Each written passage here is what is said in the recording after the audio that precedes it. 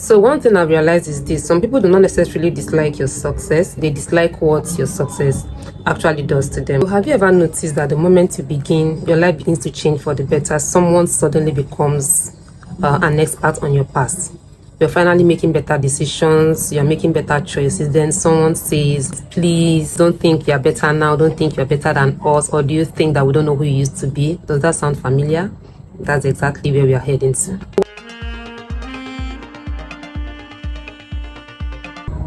Hi guys, you are welcome. You're welcome to Cheese Resolve. In case you're new here, my name is Chichi and this is Cheese Resolve. I know it's been a minute, but let's leave that aside and just pretend like nothing has happened. Okay, so you're welcome back.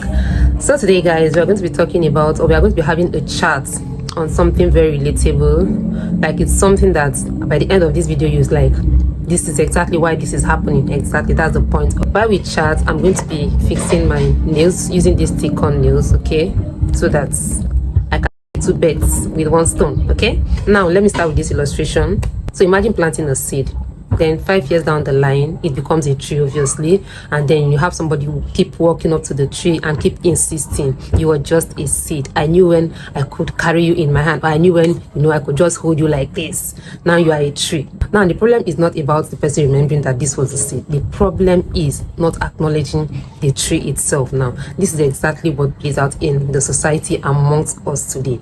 Now this is to say that your past is real, but that shouldn't be the only lens through which people see you. So have you ever noticed that the moment you begin, your life begins to change for the better, someone suddenly becomes an expert on your past?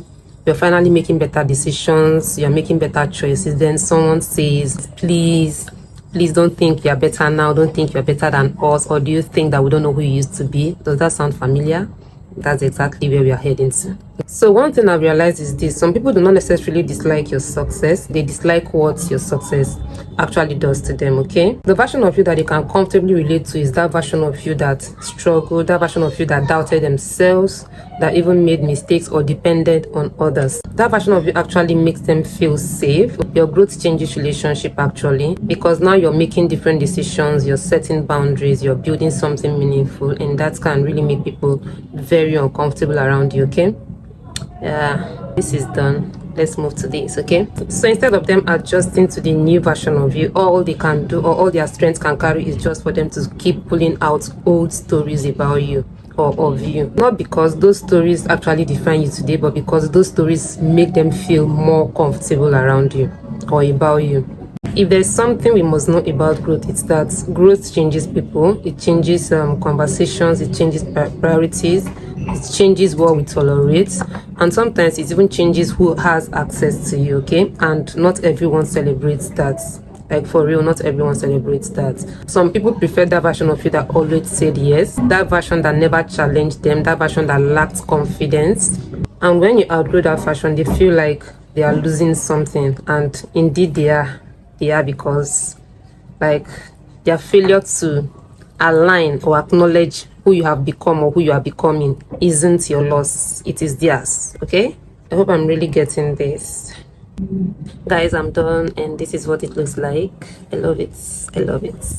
So let's proceed, let's continue. Now think about it like this: if someone can't criticize who you are today, they often reach out for who you used to be, because that's the only version of you that they have access to. It's more like arguing with last year's version of, let's say, your iPhone 7, instead of acknowledging the upgrade to, let's say, iPhone 13, iPhone 15, and bigger versions of your iPhone. So imagine someone saying, I don't care how well your business is doing today, remember when you had only one customer. Exactly, growth means today's reality is not yesterday's reality, and that's exactly what many people actually have to come to terms with. Now let me say something very important, so that we can have this conversation actually balanced and not one-sided. Okay, sometimes people who genuinely love you remind you where you are coming from or where you came from, only to keep you humble. That's completely different from someone who always reminds you of your past for the sole purpose of keeping you small. We need to recognize that correction comes from a place of love, while condemnation always comes from that desire to keep us stuck or even small. Generally for me, as far as this aspect of my life is concerned, I want to share with us some of the things I've learned and I keep practicing.